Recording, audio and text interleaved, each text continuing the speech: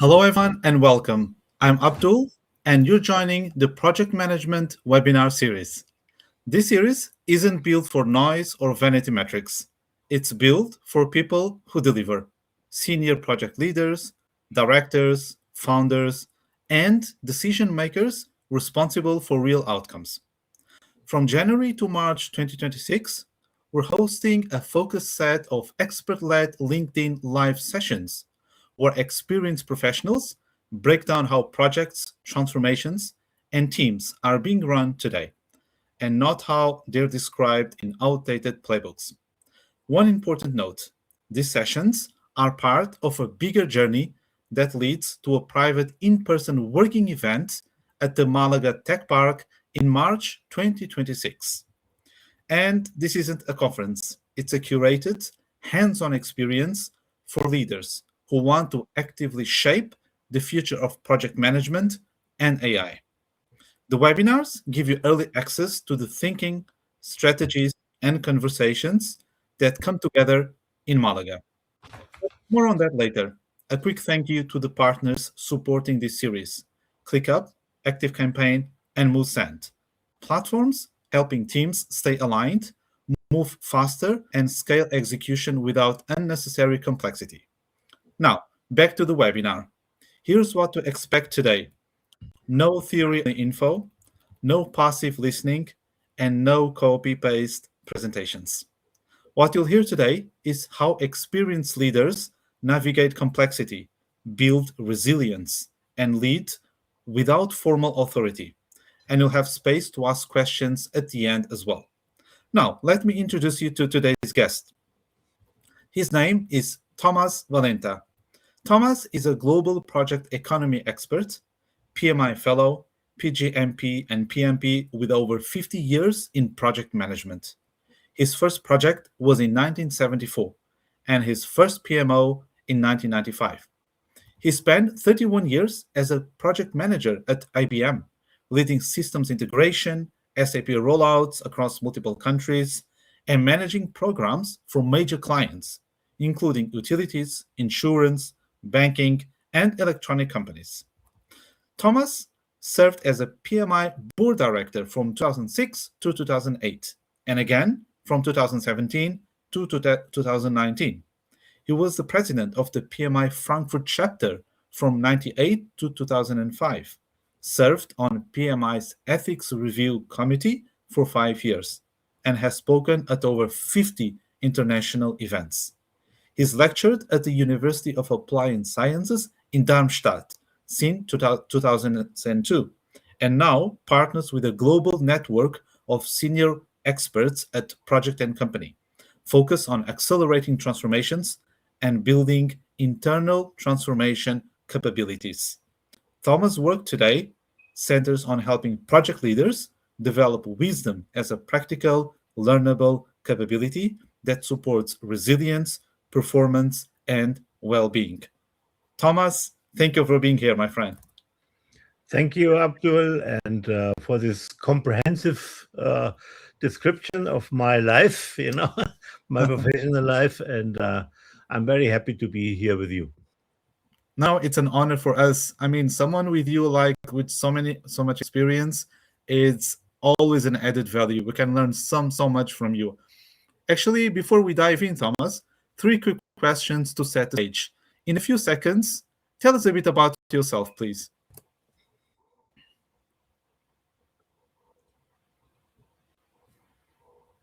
Sorry, I didn't get the question. There was a break. Yeah, no problem. Oh, that's fine. Yeah. Just a quick questions. In a few seconds, tell us a bit about yourself, your life. How did you end up in project management? I mean, I'm sure there's a lot of things to say. Yeah, well, I was born to a father who was working with IBM since 1954. Wow. And so this somehow gave me a bias towards IBM, and I was a working student in '74 when I had the privilege to get a basic education by IBM in IT, what they called IT at these times. We didn't have any screens or keyboards, so we had this kind of punch cards, if you if you have seen one of these.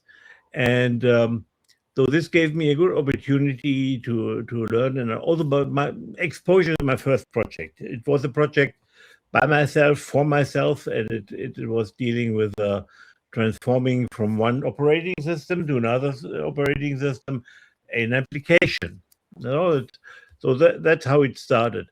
Then I studied mathematics. I worked at a bank as a working student too, to earn some money to be able to drive a car by myself, And then after my studies, uh,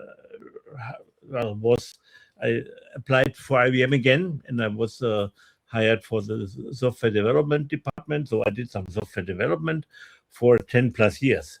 And I think this time is very important. If I hear a lot of young people now going into the project management field, they think they can go from university or education directly as a project manager.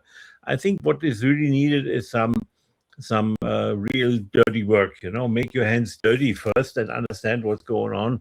Otherwise, you will have a problem with being accepted, as a high flyer project management, applying some processes and so on. That's not the case. Actually, I did one data center migration for a big insurance company in Germany, and after that, they said, "Well, you did very well, Walenta, and especially in the communication sector. We always knew what was going on." And this was a time in 1988 when I decided to leave all the systems engineering and software development behind me and enter the profession of project management. I never regretted this. So I became a project manager for IBM, and I had the chance to see 12 or 14 different industries like this, and always I had to learn. And that's the benefit of such a big company as IBM. You have so many different industries which you are serving. And it was not so much about IT, actually. It was always about people, which was initiated by this CEO of the big company, insurance company, that told me why I did a good project. This is so inspiring because, yeah, for me, it's like you had like a hint from the destiny that something triggered to change to project management. Like usually people, they struggle sometimes when they're starting their careers. They're very technical, but then communication wise, it can be a little bit challenging. And you nailed it straight away, and that Yeah. obviously attracted the trust of your stakeholders. And yeah, that's really really impressive. And of course now it changed your life, right? Like otherwise you would be Right. maybe in a garage developing programming. It would be completely different. Well, the other thing is, when I mentor a lot of people, even people who are in software development or software testing or so, and so what I feel, if you are young, you can be a very good software developer. But once you enter the middle ages, with 30, with 40, the young people are better than you. And so I think, what really is sustaining as a job is something that is dealing with people, Yeah, leading people, helping people, supporting people. And because then you build up your skills and your experience on this level in software development. To be honest, with any development, now we have this AI developing software. What is happening is so fast changing, and what you knew in software development 5 years ago might not be relevant in another 5 years or even today. exactly. Yeah, definitely. Yes. And yeah, that would come to my next question. Like, what do you think, what are the most important and key critical problems that in your work you're trying to solve, and using your experience and your knowledge, to help people? Well, again, it's people problems. And so I think one of the major tasks of the project manager is to serve as a translator between roles. If you have the end user of a software, if you have the end user of something, they have an expectation or a context in which they are working and delivering. And then you have the developers, and the testers, which have another context, another understanding. So very often, my task was to translate between cultures, and I call this culture. So I had a big SAP rollout program where we roll out in 15 countries in all over across Europe. We were in the UK, in Russia, in Eastern Europe, in Italy, in Spain, and in a lot of countries. And it was for Panasonic, which is a Japanese company. Now, there you translate between, let's say, the Russian people and the Japanese people and the German people who are doing the SAP rollout. So it's very interesting to bridge these gaps, And what I always did in this rollouts and in other projects with different countries, I really tried to make in the beginning a kind of cultural workshop to create the awareness that there are different cultures, and these differences might induce some conflicts over time. So be aware of it and be patient and be respectful for the others. So everybody on the team has his role and has his value, and you just have to find out what it is. Amazing. And I'm really looking forward to what you're going to present next. So today, Thomas will be speaking about developing wisdom to lead resilience in uncertain times. I'm sure that for people navigating VUCA environments, so as you know, volatility, uncertainty, complexity, ambiguity, leading without formal authority or dealing with the pressure of constant change and stakeholder demands, this will be highly relevant. As you know, we're talking about things that are really important for project managers nowadays. But I won't spoil the surprise. I want, very honestly, to hear what Thomas has to say. So, Thomas, feel free to start your presentation. Thank you, Abdul. And we started a little bit with your questions and my replies to that. So the title, is Develop Your Wisdom to Strive as a Project Leader. I would add, to strive as a human being and help your communities, your family, and your teams to deliver better things. So you said a lot of myself. So just one slide. Today I'm a program manager who is mentoring and coaching people. It's again about people. And I'm also proud of being a PMI fellow since 2012, because only 90 people have ever achieved this PMI fellow award from PMI. So my first project, you mentioned it, the decision for project management career in '88. My first PMO, it was, I think, the first PMO in Germany at all. The PMOs were somehow developing around 1990s in the US mainly, and also in the UK some, but in Germany it was not so much. And actually today PMOs fail often, in average about 2-3 years. They are there and then they are failing. So I ran that PMO for 5 years with 8 people, which was very interesting. Then I volunteered for the PMI, and so I was asked to be the PMI president of the chapter in Frankfurt, which was the first chapter in Europe. And I ran that for 8 years, and then I was elected to the PMI board for the first time.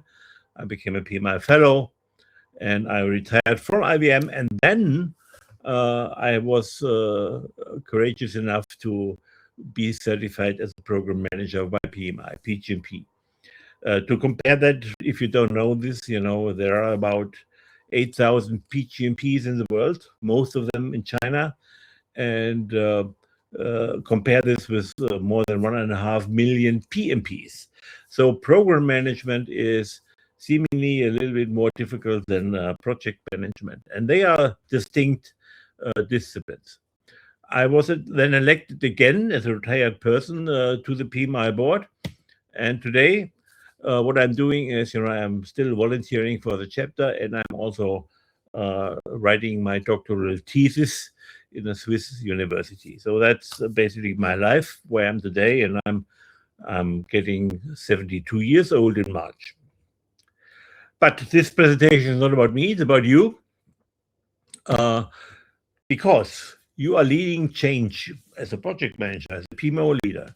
And sometimes it's change in chaos. You are not really in control. There is something moving around, and you might be a little bit anxious about that. You will hear in this presentation how to make yourself better at this managing change in chaos, and in VUCA and whatever.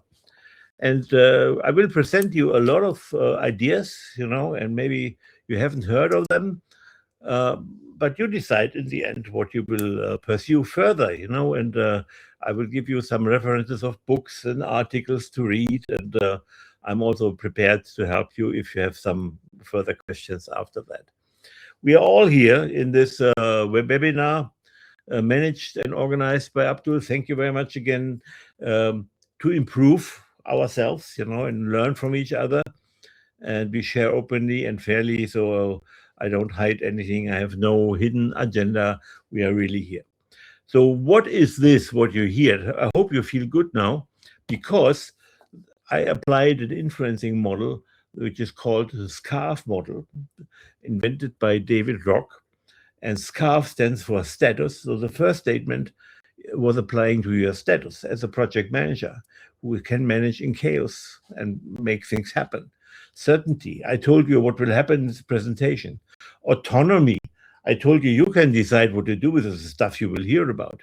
Relatedness, that's why we one kind of community here in this webinar.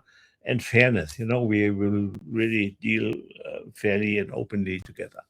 So you can read this. This is the first book I give you, Your Brain at Work. It's very easily written, so with some examples and everything.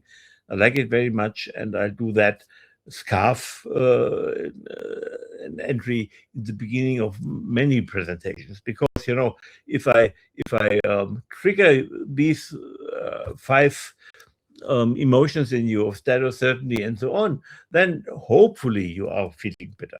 I can also trigger them negatively, and often politicians are doing that, but that's another story. So another beginning question is, how to open a banana. Is this a problem? Well, it wasn't a problem for me, because I only knew one way how to open the banana. I took the banana and I tried to break it at the stem end, where it's coming out of the banana bunch, and then when I was retired, I had more time to watch TV, and I watched also animal series, and I saw monkeys eating a banana. And guess what? They did it another way. They opened the banana from the blossom side, So what does it say? You are never too old to learn new stuff. You will, as long as we live, we are learning, hopefully. Think out of the box, change perspectives. I would never, until my retirement, think about taking a banana the other way. And you can even learn from monkeys. So be respectful, from nature if you want.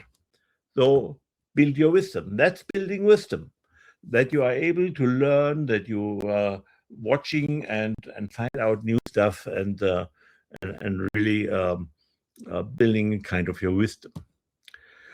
Another story I want to tell you is about the real story. So this Yusra Mardini, she's from Damascus, Syria, and she was a swimming champion in Syria, 17 years old, and she was sent by her family to Europe, to flee Syria. And as many people did and are doing right now. It was in 2015 when there was a big refugee crisis. And these guys went to Turkey, and then they crossed a small water street, 25 kilometers, to the island of Lesbos, which is a Greek island. They use a dinghy, which was designed for 6 people. It was loaded with 19 people. Yeah, and guess what happened? The motor stopped, the boat started taking water, And what did Jasra do? She jumped into the sea.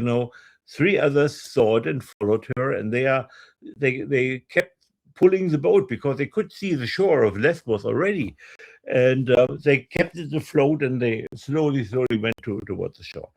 And the others are working in the boat on the engine and so on. And the motor started again after 3 hours. After 3 hours, and all were safe in the end.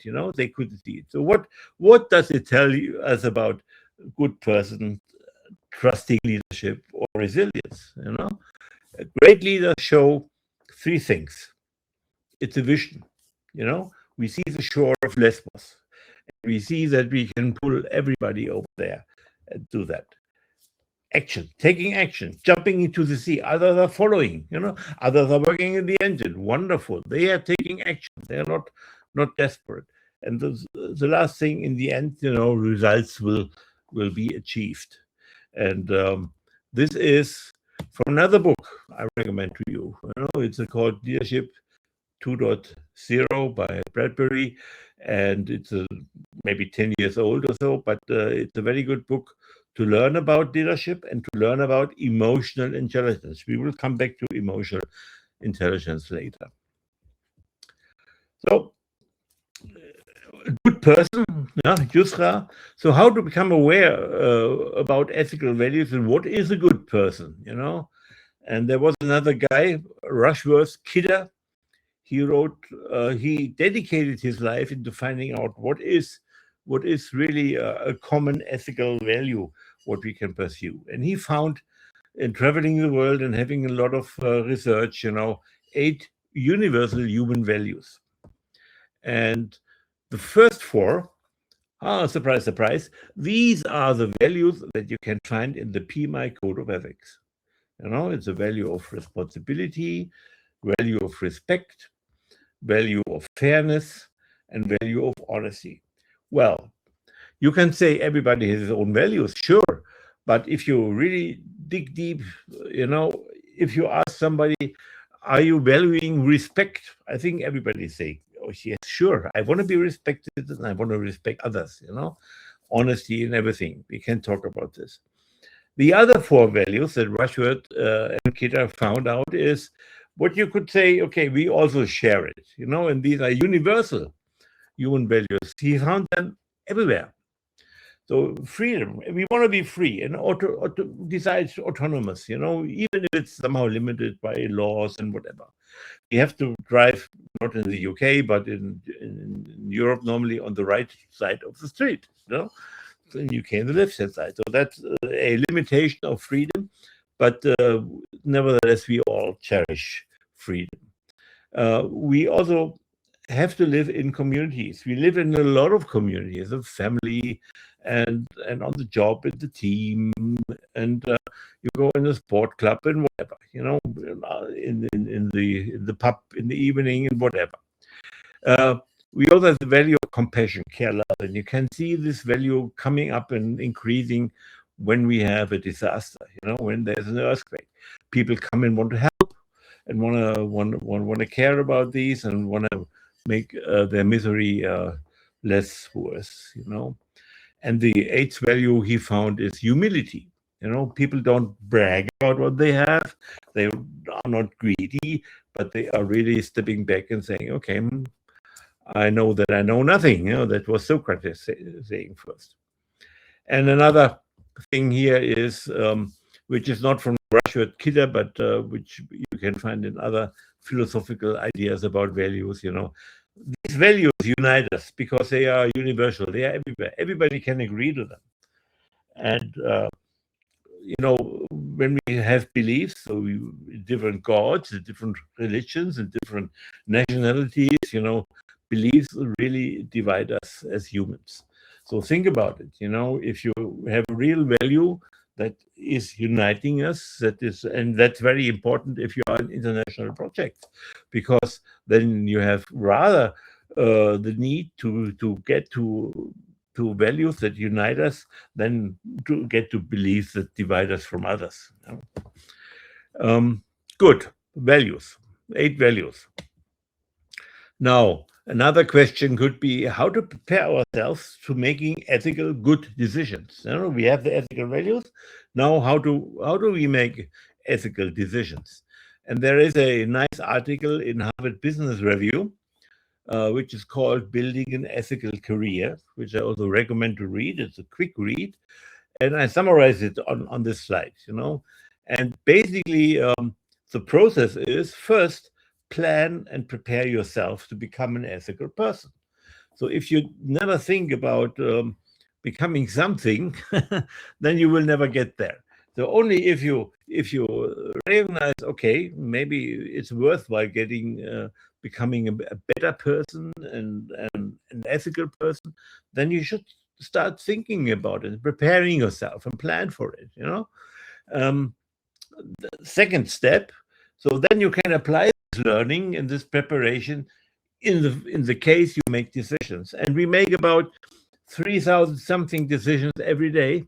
Not all of them consciously, maybe only 5% of them consciously. But all these decisions have a component that could be ethical or not ethical. But are we aware of that? No. So, but if we make the decisions, then what should we do? And in the end, after we made a decision and we are not sure, was it the right decision? How was it perceived by others? Then we rehearse it and we learn again, and the cycle goes on and on. So let's look at the plan and prepare a little bit more in depth. So first, be clear about your eulogy virtues. The virtues that you want to be standing on your tombstone. And it's not the virtue of he was a very rich man. That's not really, or he liked to drive fast cars. Or he had a girlfriend every year. So this is not what you want to have as an eulogy virtue. You want to have things like, become a good ancestor. And I heard this from a Maori guy, who was on the board of a NGO in New Zealand. And actually, I asked him, what is your purpose of this NGO? And actually, they were taking care of a piece of land with the shore and the birds and whatever on it. And he said, our overarching target at the NGO is become a good ancestor. And actually, this virtue, you can never measure it, because the people who are living there in 200 years, they might curse you, or they might say, oh, they took care of us, then, and they never knew if it worked or not. So how do you get such an origin virtue? You can just use the 8 values I presented to you, and see, become a good ancestor is talking about humility, because you don't know if you are one. About compassion, because you care about the people that coming after you, about community, and about respect and responsibility. So if you use these values, you can very easily derive your origin virtue. Think about it. Prepare scenarios. So if you have a hard time making a decision, then if something happens or specific happens, then say, okay, if that happens the next time, what will I do? Which options do I have? And if you think about this, it's like a firefighter. If a car burns in full flames, what should I do? And they have the tools at hand, and they know about it. They have exercised it before. So do that. Let people know that you are planning to become a more ethical person, and you're working on it. It's not saying that you are not ethical now, but you understand that you are changing yourself to the better. Get a mentor, an ethical mentor, and develop some supportive habits. So that's what they are describing in there. So then what happens if you make a decision and you want to make it ethical? First, stay calm. Second, maybe obtain help. Maybe you have a colleague that is here for some more years, has done this decisions many times. Maybe ask him what he would do. tell you if when I fired my first employee who was on my team and I had to fire him. So I obtained help for that decision. I went to my boss and said, "Look, I'm not really sure. Should I do it? How should I do it?" And I got some help from this time. Resist social pressure. It's you are making the decision. It's your ethical decision, and maybe people want to have it quicker or faster or whatever, but don't take this social pressure, and have always there are multiple perspectives, multiple options. Have them at hand and wait them in. So that's what are you doing, making decisions. And then after that, share your dilemmas where you thought, okay, is it right or not?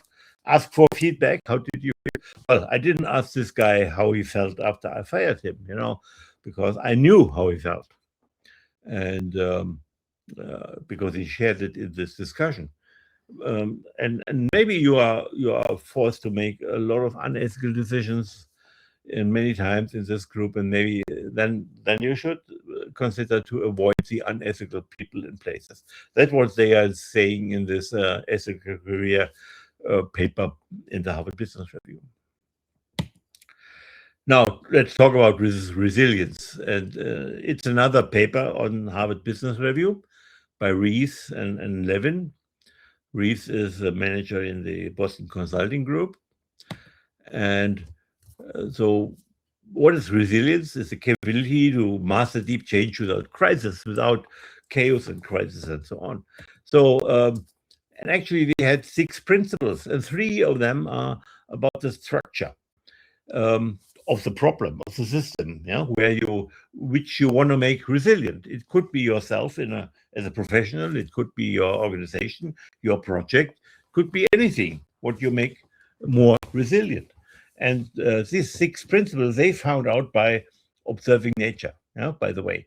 So first, the structure of the system, make sure the system is not one big gray mass, connected a lot of dots, but that is modular. If it's modular, these modules should be autonomous and should be exchangeable, and had interfaces where you can go there. So what is that, So learn a lot of techniques and tools that you have in your brain, and maybe try them out once, but don't connect them too much with anything else, Be able to say this technique, I can apply, like SCARF. SCARF is a module how you can influence people in presentations or in meetings. Redundancy. Make sure that you have modules in there that you can exchange for tasks. So there is not only one option, but there are many options, and you build these options by putting in redundant modules, and make sure these are also diverse and heterogeneous, that you can offer different perspectives. So these are the structural attributes of the system you want to make resilient. It could be yourself. For a profession, make sure you have, and I was lucky to have that, different industries experience in your professional life. If you're only working automotive for all your life, and then guess what? Automotive is going down in Europe because the Chinese are winning there, then maybe you should you will be looking for another industry anyhow. So I was lucky to have 12 or 14 different industries, and it helped a lot. Also because this diversity helped me to find solutions from the other industry in that industry. It's helpful. The other thing is the dynamics of the system. What are the behaviors of the system?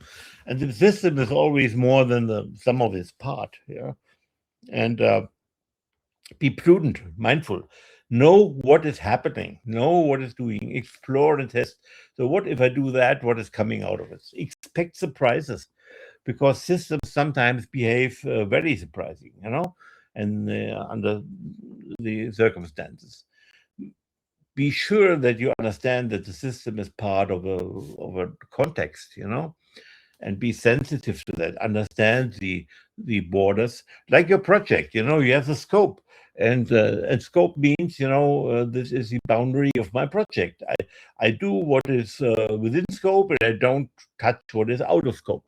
So, but make sure that maybe one of these things out of scope could come into the project by a change request or whatever, because it's to do that. And be adaptable. We all know that agile and adaptability. And give you another. No, I attended a talk with a CEO from a startup in New York City. He was the only guy over 30, and we asked him, what is the most important characteristic of new hires in your startup, and they hired only young people. And he said, that's clearly adaptive intelligence. Do they have the capability to the flexibility to sense changes and experiment and do that? So adaptive intelligence is something you should look to, especially in these times, when we're looking at increasing pace of change. This is the article, The Biology of Corporate Survival. So they talk about corporates, and as I said, they are reflecting on biological resilient systems. Now, you heard about VUCA. VUCA stands for volatility, uncertainty, complexity, ambiguity, and it's used to make you anxious, to make you afraid of something, in many things. Because the world is VUCA, you have to buy our product, and we make it simple. But there are a lot of positive feelings hating you, VUCA. VUCA is life. So volatility, you are riding the waves, you are thrilled. That gives you a good feeling. Uncertainty. Without uncertainty, you cannot be curious. What's around the next corner? I want to be positively surprised. I want to find a gold nugget. Are curious, dig deep. Without complexity, there is no exploring. If all is simple, then what is interesting for that? And without ambiguity, you don't have choices. I say without ambiguity, there is no freedom, no freedom of doing something. So we need VUCA to live. VUCA indeed is life. So don't be afraid of it, but embrace it, and use it for your benefit, not to make other people afraid of it, but to tell them, okay, no, let's as team, let's be thrilled, curious, exploring, and enjoy our freedom to do stuff. Now we come to the topic of this speech. What is wisdom? And the wisdom I'm talking about, there are a lot of different definitions and ideas and philosophies around it. I'm building on that book, and it's only available in German. It's by two people who are working as psychiatrists at the famous hospital in Berlin.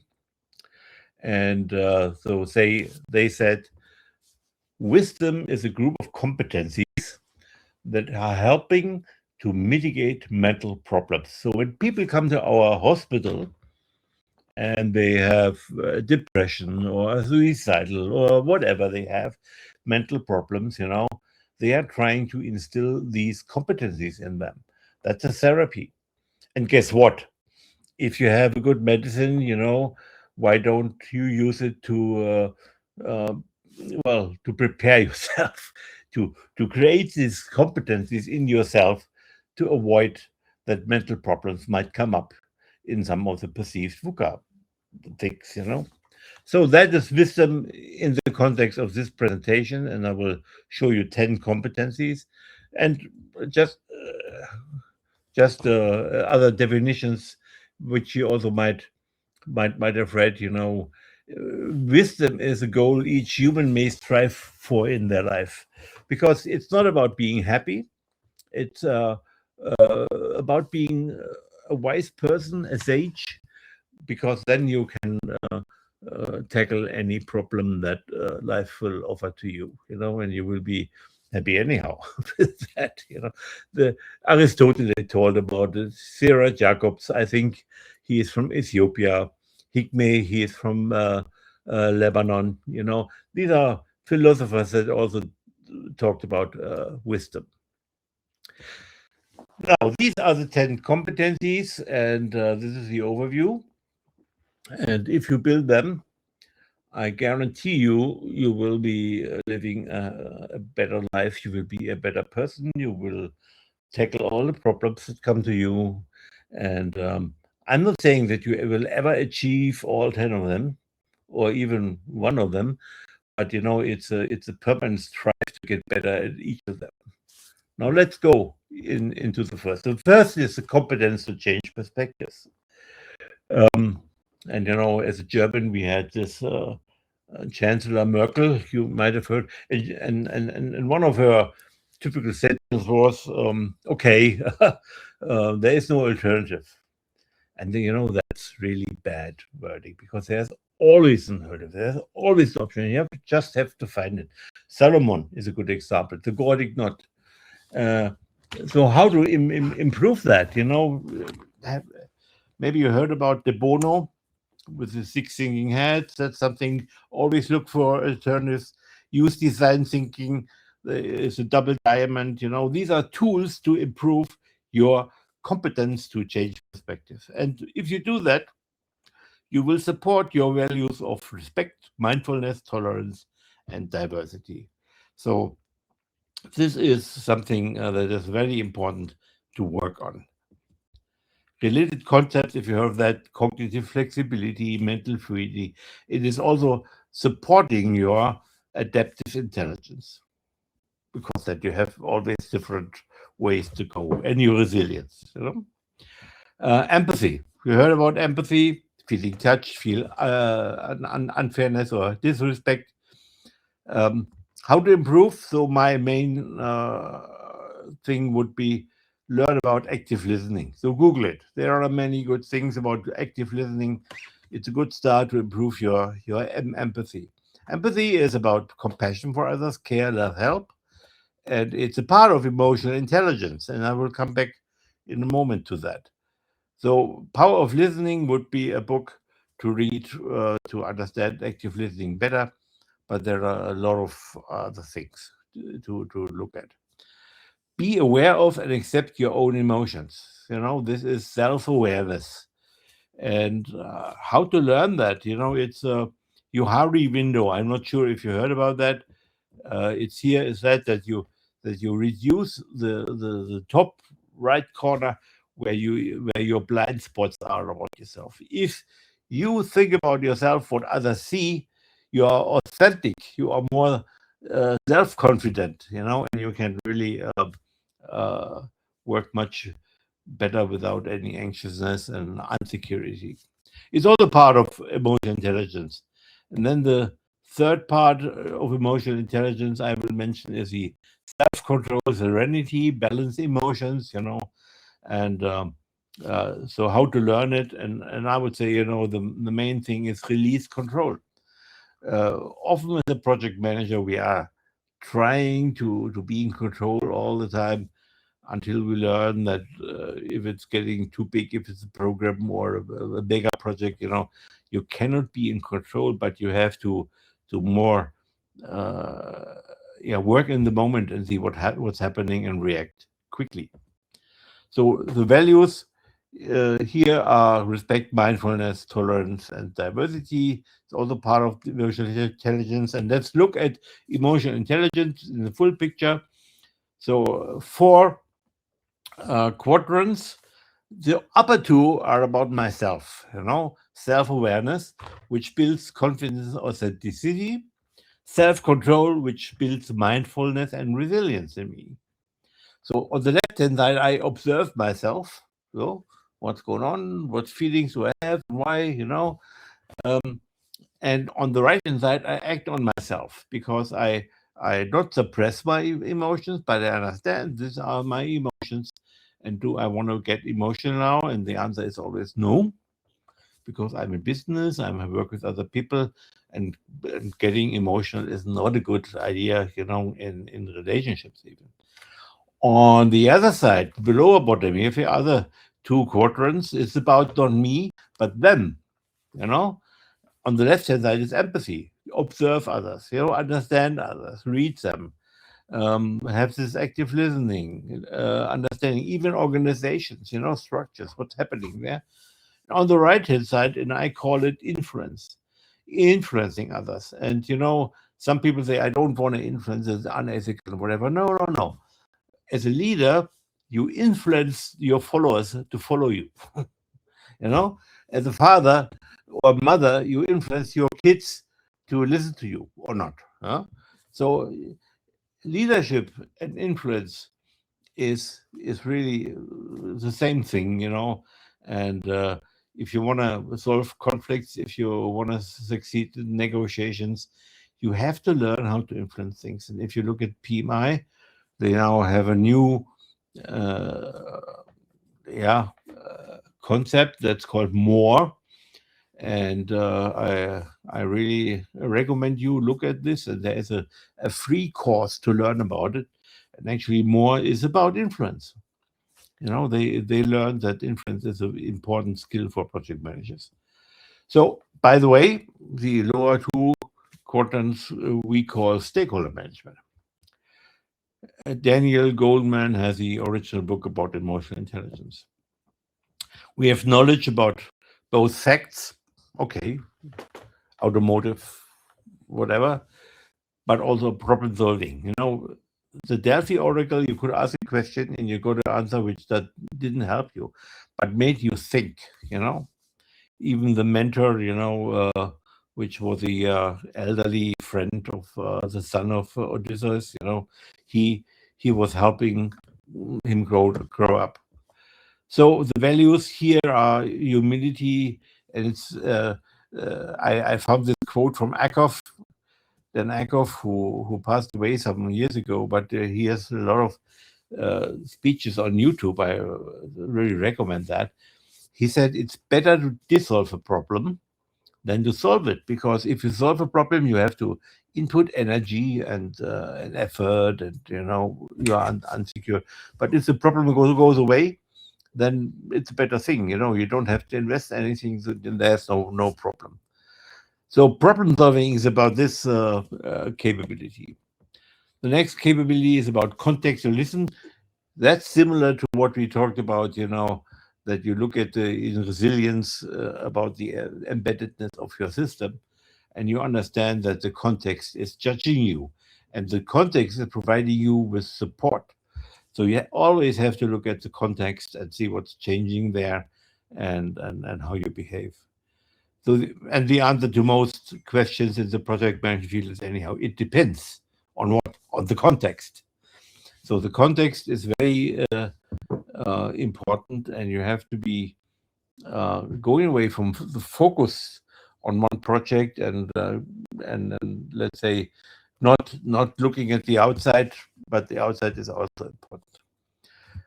Next competence is relativism for value. So tolerate diversity and pluralism. Now it's hard now with the new administration in the US, so they have other ideas about wokeness and so on. But this is something to preserve your mental health, and to make sure that you don't hate other people, that you really can respect them, and that's the point, and that you can help them.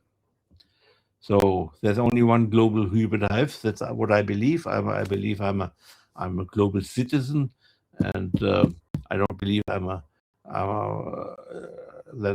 I'm specific German, and therefore I'm a better human or whatever. An idea about the global cultural system and what to really values are there. It's Miguel Bazanes. He was a minister in the Mexican government. He was working at the UN. And so he wrote a book about global hypercultures, And he found three hypercultures. So hyperculture of achievement, hyperculture of honor on the opposite side, and the hyperculture of joy. And you can see, what the key dominant values are. Achievement is hard work is rewarded or punished. If you don't work hard, you are punished. Punctuality. That's what we know in the Western world. In what we know in Germany. So Germany is on a scale 1 to 100, very much in the culture of achievement, 9.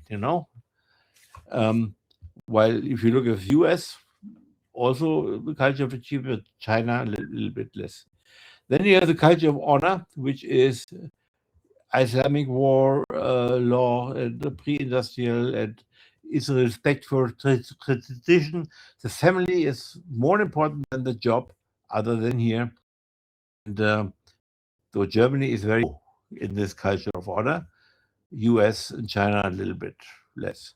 And then in between is the newest culture, and it's about the culture of joy, which is very much related to Catholicism in Latin America, but also in Europe, in Italy, and Spain, and Germany is in the middle here somehow. So this is a book. It's very hard to read. It's very thick, but anyhow, I also have an article of a LinkedIn page on that. The eight's capability is oriented towards sustainability, which is willpower. Look at the Hofstede's long-term orientation. So if you don't know Hofstede, you can look here and compare country cultures. And cultures who have a long-term orientation have the willpower and the more value more the sustainability and responsibility for what you are doing, and it's important for strategic thinking in our environment. And the ninth is tolerate uncertainty. If you are afraid of anything that you don't see, VUCA, then it's really important that you tackle this fear.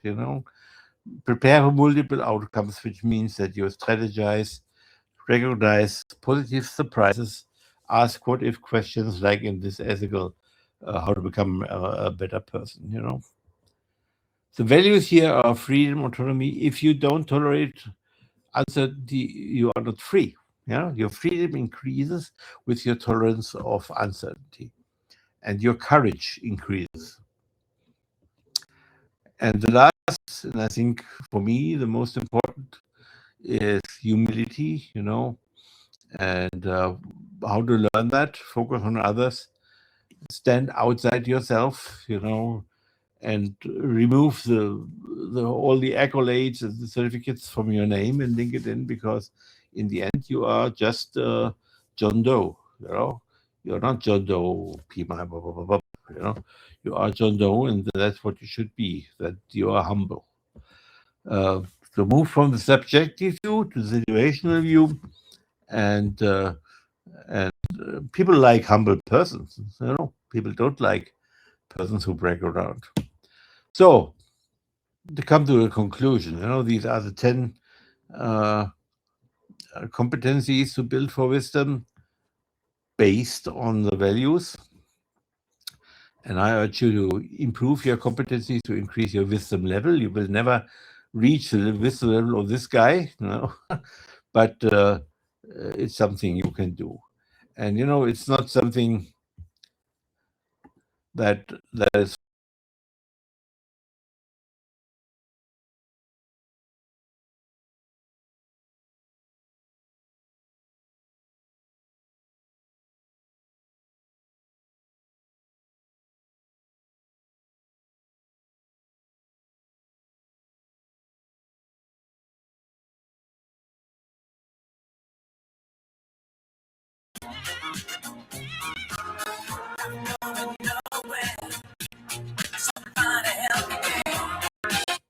all know this song. You can listen to it later also. So the point is really, here are some readings. look at the video maybe. And here are some topics I have on my LinkedIn profile. And now go and become wiser, become more ethical, master your life better, improve society, the world, and become a better project leader. Thank you very much.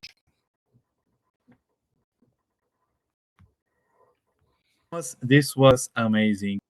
So many good tips. And to be honest, because I am reading, I love those suggestions because they bring a lot of experience, case studies, but also knowledge, I think, and is underrated. People sometimes they forget that, you know, we are people and we have to deal with people. And yeah, also the emotional intelligence part, which it was a topic that was already discussed in one of the webinars previously as well. Yeah, it's super interesting. Yeah, let's go and let's see which kind of questions do we have so that we can leverage the time that Thomas. Um, okay, so for example, Thomas. When everything is changing at once, what should a project leader not do? Make a plan. We Because spoke the about plan is anyhow, yeah, you know, you are living in the moment, yeah, and you are watching the context in the moment, what's happening, and you are deciding very quickly which way to go. So I'm a fan of Taoism, Chinese philosophy, and yeah, yeah, Tao stands for the way, and we make the way by walking it. yeah, So, yeah. it's not that there's a way, we're given a plan, whatever, where we go. No, we are walking, and we are deciding every moment which step to take. Yes, and I really it really resonated with me when you mentioned the encounter that you had with that gentleman in New York when it was asked about the criteria for hiring people. Besides being young, it was to have adaptive intelligence. And this is so true because if you can't adapt, then, you know, how will you, if you're young and if you can't adapt, then in the future, well, how will you be able to face the bigger challenges, right? Yeah. Yeah, so very, very interesting. Okay, let me see. Okay, so which product management skills will become obsolete in the next decade and which will become non-negotiable? Well, let me think positively.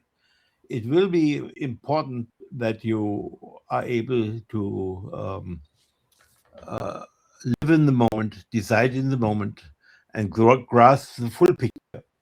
And most project managers, when they are trained the opposite. Yeah, Focus on the scope, focus on the project, focus on the budget, and so on.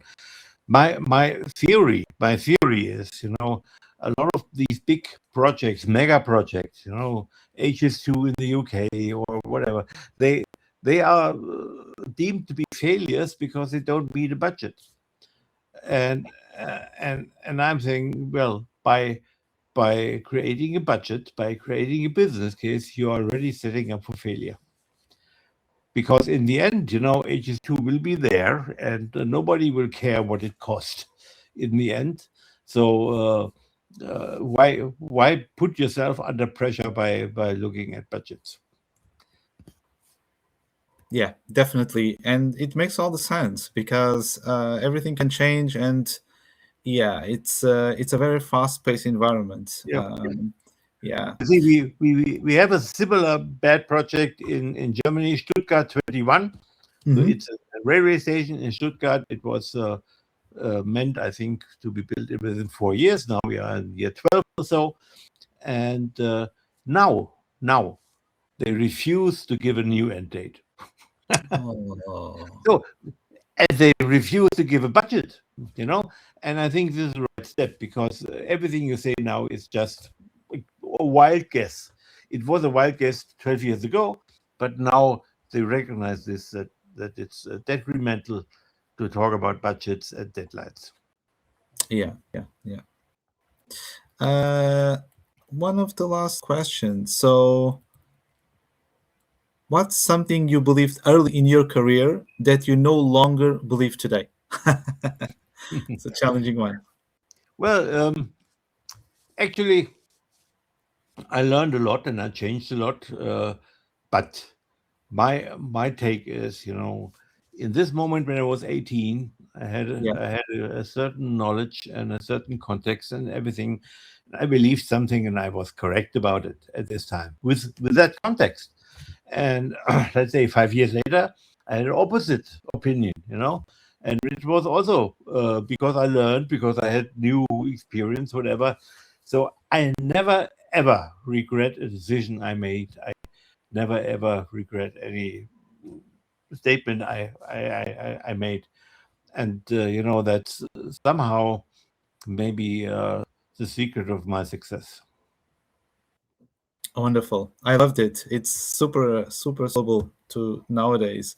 So I just have last three questions now, and then we can wrap it up.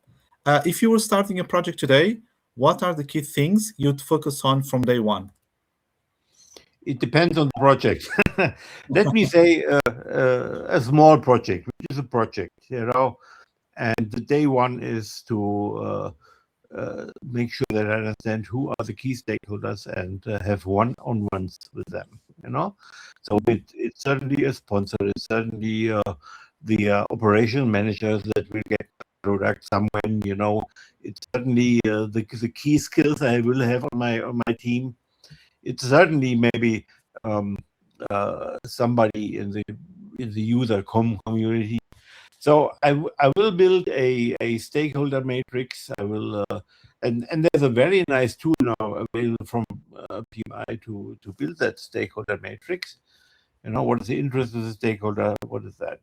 Uh, maybe Tom Peters is an author which is still alive. He wrote a lot of good books, and one book of them, a small booklet, was called the Project 50. So 50 tips from his career at McKinsey, what a project manager should do in the beginning. And actually 25 of them, he said, are happening before the project even is initiated. And these are all dealing with building a network, knowing people, knowing what's going on in the organization, and so on. So yeah, stakeholders make and break your project. So deal with them as a first priority. Amazing, amazing. What are your go-to project management tools that you use and you can't really avoid using them? PowerPoint and Excel. Well, people would be surprised with the evolution that these two tools have, have the last couple of years with add-ons, with AI. They have become super, powerhouses. And yeah, this is something I would never avoid using in either. Well, I also use now because I'm doing my doctoral thesis. I'm using a lot of AI tools like not only ChatGPT, Perplexity, and other tools that are specifically there for research. There's a bunch of it. Not all of them are really useful. Not all of them are really for free. So, but yeah, looking into AI tools here, they can help a lot. Yeah, yeah, definitely. One last question. If you had more time, which area outside of project management would you focus on and what draws you to it? Well, I have all the time that I have, and I'm still in project management. Mhm. I'm researching. If I had more time, and maybe I'm striving for making clear to anybody that there's a difference between projects and programs, and that why are a lot of these mega projects, which are indeed programs, are failing. And I gave the answer already, because they are run as projects. Projects need a business case. They need a scope. They need a schedule. They need a budget, whatever. Because that's how we run projects. But programs are more in this VUCA environment, floating environment, they need another mindset, and this mindset is really to be able to walk the path, to make the path while you walk, and to sense what's happening, and then to respond quickly in a good way. Fantastic. Thomas, thank you very much for being here. It was wonderful tips, and I'm pretty sure that people will take a lot of takeaways out of this session. So to finalize, a quick reminder, this session is part of the project management webinar series running January to March, leading into our in-person working event at the Malaga Tech Park on the 25th and 26th of March. If today's conversation resonated, Malaga is where it comes together. We'll be hosting more webinars in this series, so stay tuned and register for the upcoming sessions. Link is in the comments. Also, make sure to follow the Project Management for Teams newsletter to stay ahead of upcoming speakers, topics, and event updates. And one last thank you to Thomas for his valuable knowledge and experience. Thank you very much, Thomas. Thank you, Abdul, for making me featuring me here, and thank you for the audience, to listen me, and don't hesitate to contact me on LinkedIn. Perfect. Is that the best way to contact you? Is it on LinkedIn? Yes. Okay, amazing. So thank you, Thomas. Thank you, everyone, for joining. And we'll see you, everyone, in the next session. Thank you. Bye.